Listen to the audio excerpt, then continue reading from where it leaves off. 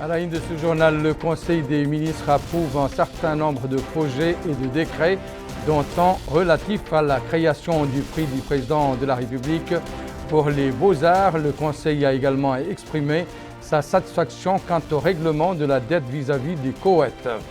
La commissaire à la sécurité alimentaire inaugure un certain nombre de projets générateurs de revenus en faveur des classes vulnérables dans les wilayas de la Saba et du Tagan. Le lycée militaire de Nouakchott organise une cérémonie honorant les professeurs et étudiants qui se sont le plus distingués au cours de l'année scolaire. Pour se prémunir de la Covid-19, faites-vous vacciner et respectez les mesures barrières. Je vous le disais en titre, le Conseil des ministres s'est tenu aujourd'hui sous la présidence de M. Mohamed Ould Cheikh El Ghazouani, président de la République. Le communiqué final sanctionnant les travaux de ce Conseil avec Malika Narli. Le Conseil des ministres s'est réuni ce mercredi 1er septembre 2021 sous la présidence de M. Mohamed Ould Cheikh El Ghazouani, président de la République. Le Conseil a examiné et adopté les projets de décret suivants. Projet de décret portant application de certains articles de la loi n° 2019-035 du 18 décembre 2019 portant code de la pêche et de l'aquaculture dans les eaux continentales. Le présent projet de décret a pour objet d'organiser et d'encadrer l'activité de la pêche continentale et de la pisciculture, notamment à travers la définition des conditions d'octroi, de renouvellement, de suspension, de refus ou de retrait des licences ou autorisations de pêche et d'aquaculture continentale, les procédures d'élaboration des plans d'aménagement et de gestion de cette activité, ainsi que des aspects liés aux conditions de création, de mise en place et de fonctionnement des organes chargés de l'élaboration et du suivi des dits plans d'aménagement et de gestion. Projet de décret portant délimitation du domaine public terrestre et maritime du port de Ndiago. Le présent projet de décret intervient pour favoriser l'émergence, au niveau du port de Ndiago, d'un pôle de croissance fondé sur le modèle de zone industrielle, logistique et portuaire, en tant qu'espace de production de richesses, ayant pour vocation d'exploiter et de tirer profit de nos ressources halieutiques, agricoles et pétrolières et de promouvoir le commerce extérieur. À cet effet, il affecte un espace suffisant pour répondre aux besoins à long terme des activités industrielles et logistiques, protéger l'infrastructure elle-même et garantir son intégrité afin d'éviter des occupations concurrentes non productives qui constitueront dans l'avenir des obstacles au développement de la zone portuaire et un frein à la croissance économique de notre pays. Projet de décret abrogeant et remplaçant le décret 2010-031 du 9 février 2010 portant organisation et fonctionnement de l'Observatoire national de l'aménagement du territoire. Le présent projet de décret vise à renforcer le cadre juridique et institutionnel de l'Observatoire national de l'aménagement du territoire afin de lui permettre de remplir ses larges missions consistant à valider et à suivre la mise en œuvre de l'ensemble des outils stratégiques de l'aménagement du territoire tout en servant d'instrument d'harmonisation et de contrôle de conformité des activités publiques et privées de développement aux prescriptions des référentiels dans ce domaine. Projet de décret déterminant les formes, contenus et modalités d'élaboration, d'application et de suivi-évaluation des outils d'aménagement du territoire. Le projet de décret intervient en application des dispositions de l'alinéa 3 de l'article 2 et de l'alinéa 1er de l'article 26 de la loi d'orientation numéro 2010-01 du 7 janvier 2010 relative à l'aménagement du territoire. Il a pour objet de définir la forme et le contenu des outils d'aménagement du territoire, les modalités de leur élaboration, de leur application et de leur suivi-évaluation, ainsi que les règles et conditions du visa préalable de conformité aux 10 outils. Projet de décret portant création d'un prix dénommé « Prix du Président de la République pour les Beaux-Arts ». Le présent projet de décret a pour objet d'instituer un prix dénommé « Prix du Président de la République pour les Beaux-Arts » dans le but d'honorer et de récompenser le talent des créateurs mauritaniens dans les domaines du théâtre, des arts plastiques, de la musique et du cinéma.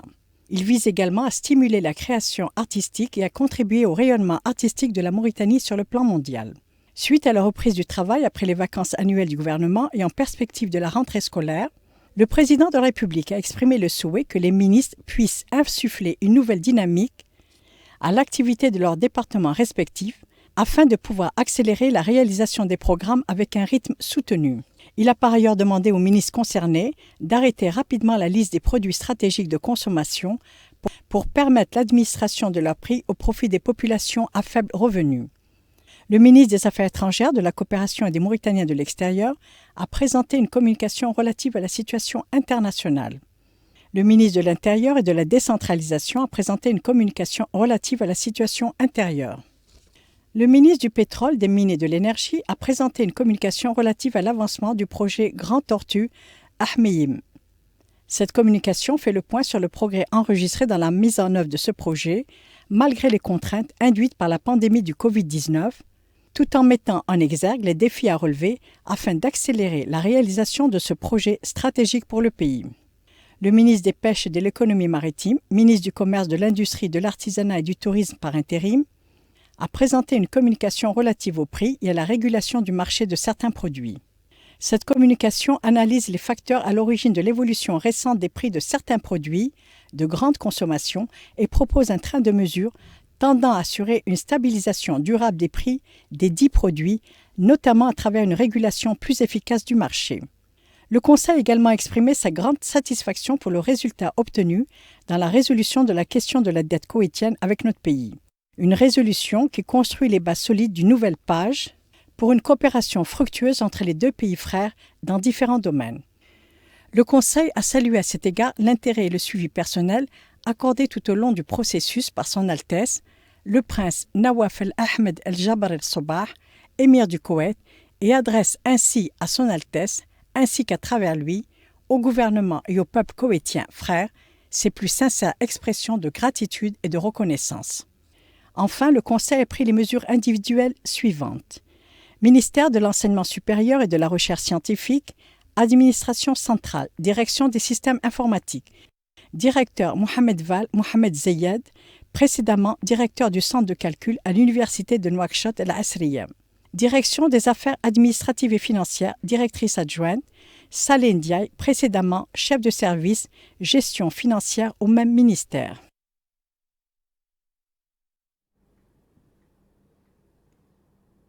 Au cours du traditionnel point de presse organisé par le porte-parole du gouvernement, le ministre de la Culture, de la Jeunesse, des Sports et des Relations avec le Parlement, M.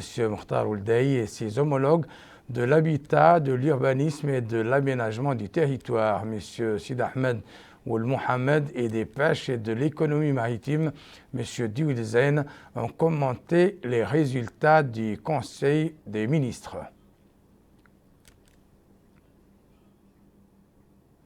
La commissaire à la sécurité alimentaire, Mme Fatimatou Mentratri, accompagnée du wali de la Saba, M.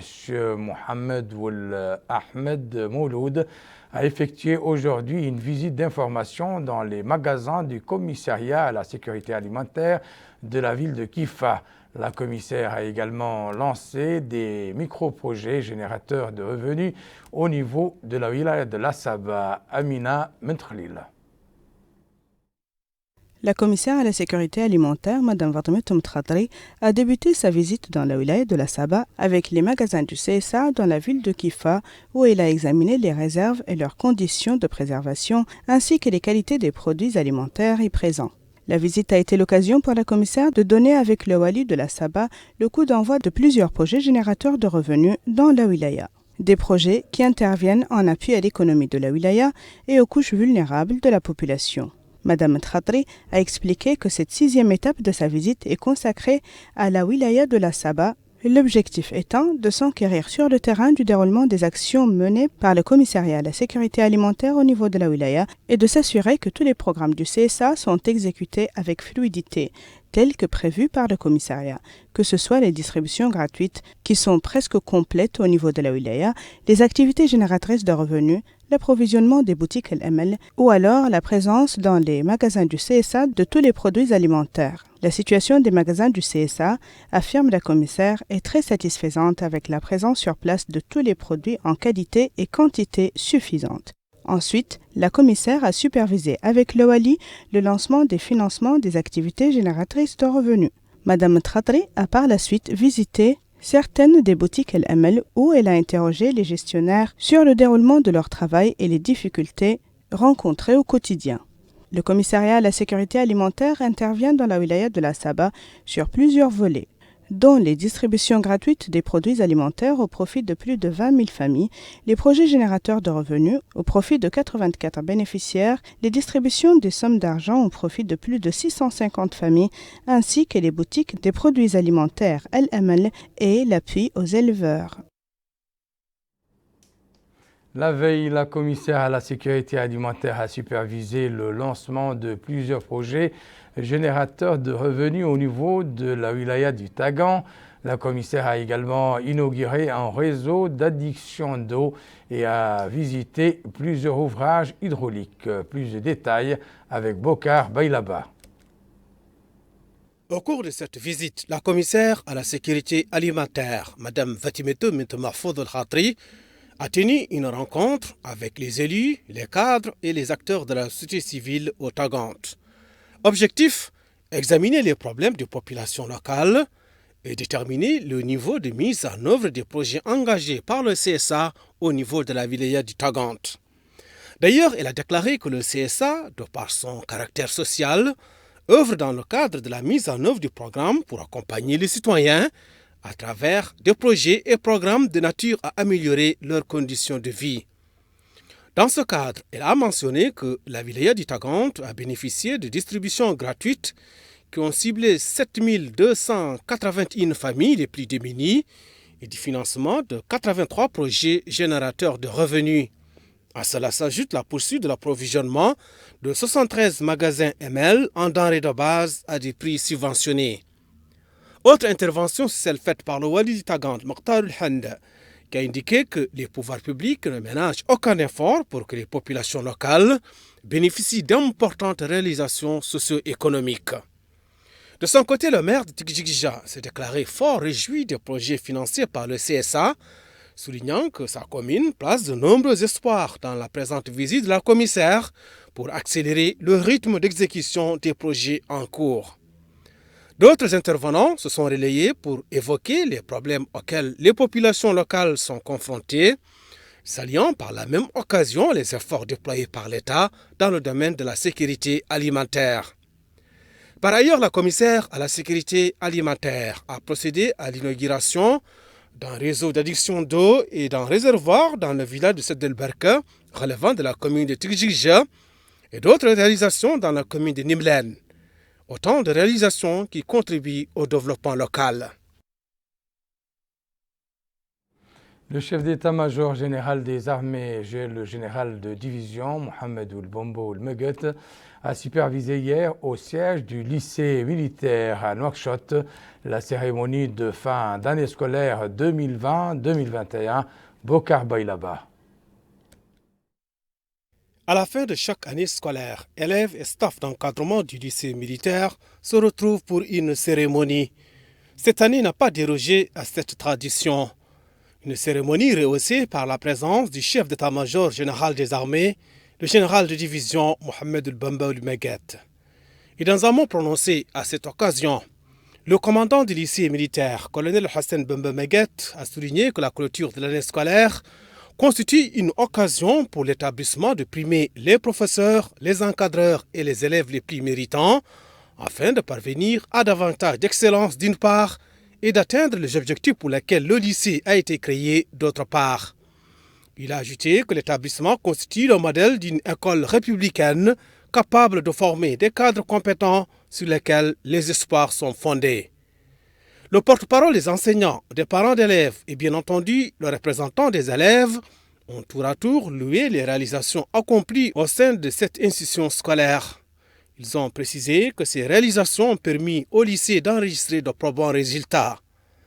La cérémonie a donné lieu à la remise des prix par l'administration de l'établissement aux professeurs et étudiants les plus distingués durant l'année écoulée, et ce en guise de récompense et d'appréciation de leur effort exceptionnel.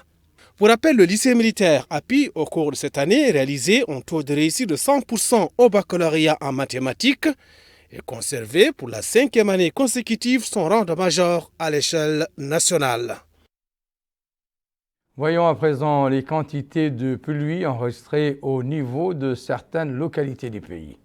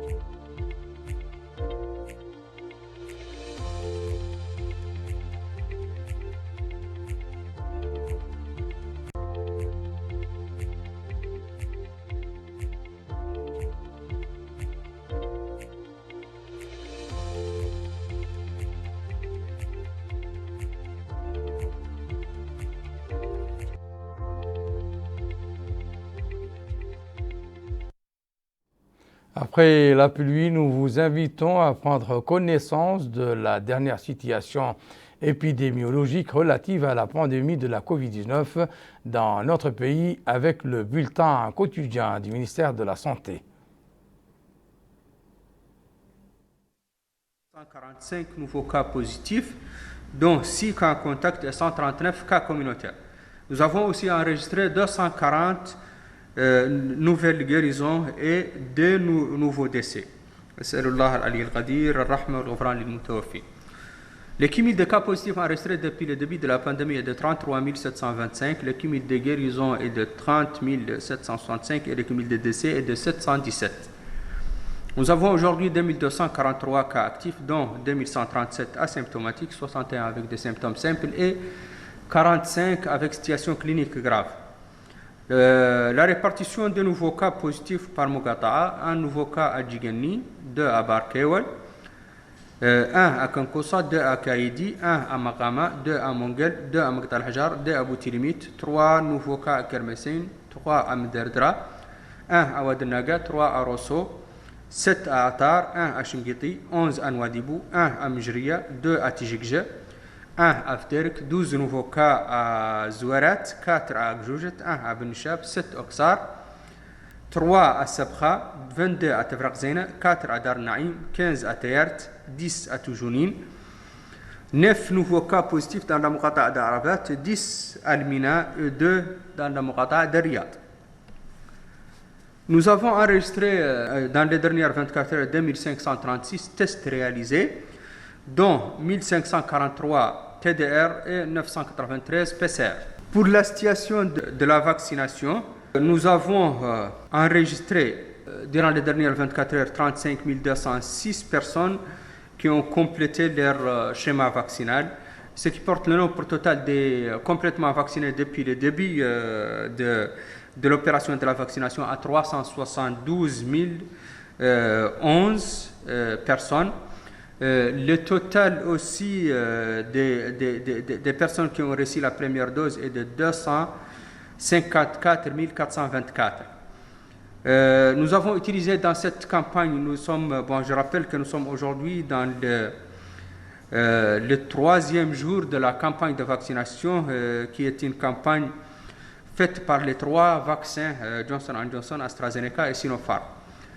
Les résultats par vaccin, nous avons enregistré 13 634 vaccinés par Johnson & Johnson durant les dernières 24 heures, ce qui représente 13% de la cible. Pour l'AstraZeneca, 16 824. Je rappelle que l'AstraZeneca, c'est pour les deuxièmes doses, c'est pour compléter la première dose, ce qui représente 11% de la cible. Et pour le Sinopharm, 10 856, ce qui représente 11% de la cible. Pour la situation des 3 vaccins, un total de 41 314 doses administrées durant les dernières 24 heures, ce qui représente 12% de la cible totale de la campagne, qui est de 254 690. Pour le 3e 12 jours de la campagne, nous avons atteint 98 309, ce qui représente 28% de la cible de la campagne.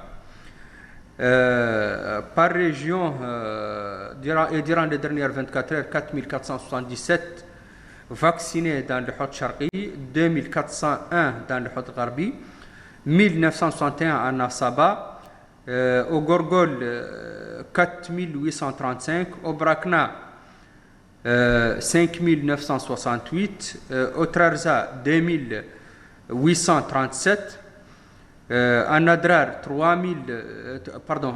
763, à Dakhlet Mouadhibou 1871, au Tagan 794, au Guidimaqa 5 968, à Tirzamour 302, à Inchiri 177, 5 469 personnes ont été vaccinées à Nouakchott Ouest, 1442 à Nouakchott Nord et 2049 à Nouakchott Sud. Poursuite de la 3e campagne nationale de vaccination sur l'ensemble du territoire national. Une équipe de la chaîne El Mouhitani a visité certains centres et points de vaccination à Nouakchott et qui ont connu une affluence notoire des citoyens venus se faire vacciner. El Haj Abdelaïdine. La campagne de vaccination anti-Covid-19 se poursuit à Nouakchott. Les unités de vaccination installées dans les structures sanitaires et celles mobiles connaissent une affluence notoire des habitants désireux à prendre la première ou la deuxième dose du vaccin. Le staff médical continue d'administrer aux habitants des divers vaccins tels que Sinopharm et AstraZeneca dans des conditions sûres et fluides. Les personnes qui se sont fait vacciner manifestent leur joie d'avoir reçu l'une ou les deux doses du vaccin. Ils affirment que ce dernier n'a engendré aucun effet indésirable sur leur santé. Et il appelle les citoyens à se diriger vers les unités de vaccination qui sont disponibles dans plusieurs endroits de la capitale. En parallèle à cette campagne de vaccination, des efforts de sensibilisation sont menés par les autorités administratives et communales qui œuvrent à convaincre les citoyens à se faire vacciner ou à prendre la deuxième dose pour ceux qui ont pris la première auparavant. Ces autorités ont mis en place des unités de vaccination dans certains endroits tels que les marchés et les sièges des communes afin de contribuer à cet effort national préventif contre la propagation du coronavirus. Dans la ville de Kaïdi, les opérations de vaccination se poursuivent pour contrer la propagation du coronavirus. Le conseil régional de la wilaya du Gorgol conjugue ses efforts avec ceux des autorités sanitaires pour assurer le succès de cette campagne. 56 masques ont été distribués aux 4 muqata'a de la wilaya du Gorgol, une opération initiée par le conseil régional du Gorgol. C'est ainsi que Kaïdi a reçu 15 000 masques, Makama 12 000 masques, Mongel 11 000 masques, Mboud 13 000 masques, en plus des gels hydroalcooliques. Cette opération s'inscrit dans le cadre de la campagne de sensibilisation organisée par le conseil régional du Gorgol pour faire face à la pandémie de la Covid-19. Le wali du Gorgol, M. Ahmed Naoul Sidba, a remercié la région du Gorgol pour sa contribution à l'endiguement de la 3e vague de la Covid-19. Il a aussi remercié le Croissant Rouge mauritanien. Il a ajouté que l'objectif d'éradication de la pandémie ne saurait être atteint sans un engagement de tous les acteurs et l'adhésion de tous les citoyens à la dynamique engagée par les pouvoirs publics pour venir à bout de la recrudescence virale, précisant que l'intensification de la sensibilisation, l'observation des mesures barrières et l'afflux massif vers les centres de vaccination demeurent l'unique moyen d'assurer une protection contre la pandémie. Le président du conseil régional du Gorgol, M. Ba Amadou Abou, a déclaré: Mon premier remerciement va à notre jeunesse et à nos partenaires qui vont nous permettre de distribuer cette donation qui constitue 56 000 masques, dont très généreux d'un partenaire qui s'appelle Jardin d'Espoir.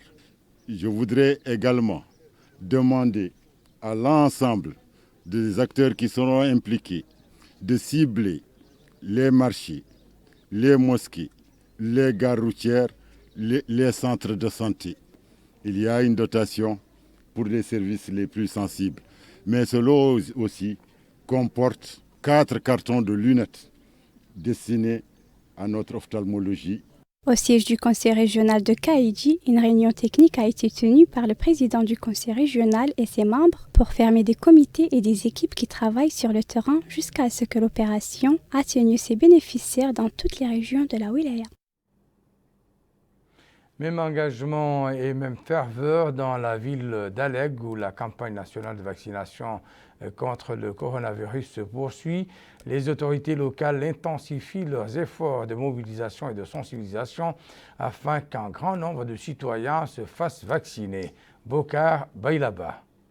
Cette campagne cible les personnes n'ayant pas pris la 2e dose de vaccin AstraZeneca et Sinopharm et souhaitant prendre le vaccin Johnson & Johnson pour s'immuniser contre le virus. À cette occasion, le wali d'Ibrakna, Mrabi Rabo Oulbounena Oul Abidine, s'est informé du processus de vaccination au niveau du centre hospitalier d'Alleg. Sur place, il a été édifié sur les moyens humains et techniques déployés afin de mener à bien cette opération. Mohamed El Faïl est le directeur régional de l'action sanitaire au Brakna.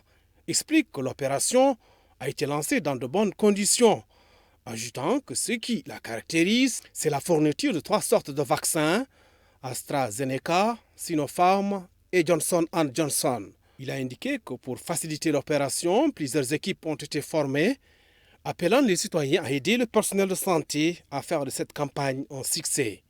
Par ailleurs, le Wali du Brakna a rendu visite aux patients en thérapie d'hémodialyse au niveau du centre hospitalier d'Aleg.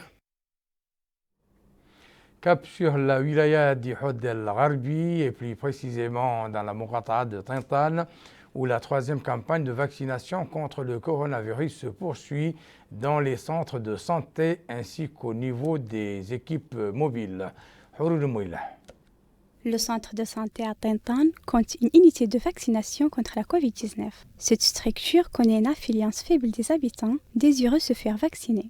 Selon les responsables de ce centre, cette faiblesse d'affluence s'explique par la coïncidence de la 3e campagne de vaccination. Avec la saison d'hivernage, de ce fait, la population se rend au village et dans les zones rurales pour jouir des paysages naturels et de la verdure. M. Hamad Aoul Hamma a indiqué que l'affluence limitée des citoyens aux unités de vaccination est due au manque de sensibilisation.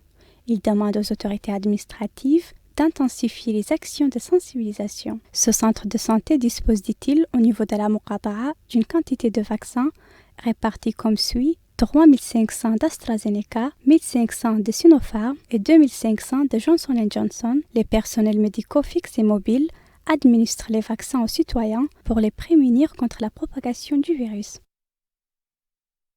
Dans notre capitale économique, Nouadhibou, les rideaux sont tombés sur l'atelier d'installation de la plateforme régionale des victimes de violences basées sur le genre.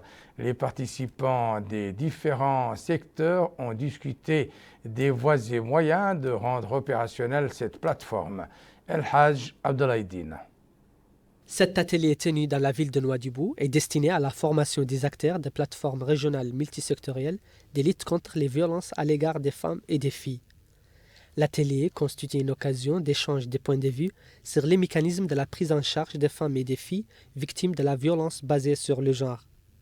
M. Mohamed Mustafa Oul Mukhtar, conseiller du Wali de Dakhlet Nouadhibou, chargé des affaires politiques et sociales, a déclaré que la mise en place des plateformes régionales d'élite contre la violence basée sur le genre dans toutes les wilayas représente une étape importante à même de combattre ce phénomène dangereux. La directrice de la famille, de la promotion féminine et du genre, Mme Libnik Mtsoule, a indiqué que les formes de violence à l'encontre des femmes et des filles constituent une violation de leurs droits, d'où la nécessité de mettre en place des plateformes régionales multisectorielles pour les protéger. Le représentant du Fonds des Nations Unies pour la population, M. Zinat Haidara, s'est apaisanti sur l'importance de l'atelier, soulignant que l'atteinte des objectifs du développement requiert de mettre fin au phénomène de la violence à l'encontre des femmes à travers la prise des mesures appropriées. Les participantes à cet atelier ont exprimé leur satisfaction de prendre part à cette rencontre de formation qui a été couronnée par la mise en place d'une plateforme régionale de lutte contre la violence basée sur le genre. Elles ont affirmé que l'atelier leur a permis de perfectionner leurs connaissances et leur expertise dans ce domaine. À cet atelier ont pris part des acteurs de la société civile, des représentants des associations féminines qui militent pour la défense des droits des femmes.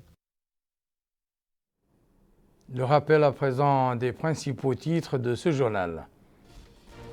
Le Conseil des ministres approuve un certain nombre de projets et de décrets, dont un relatif à la création du prix du président de la République pour les beaux-arts. Il a exprimé sa satisfaction quant au règlement de la dette vis-à-vis du Koweït.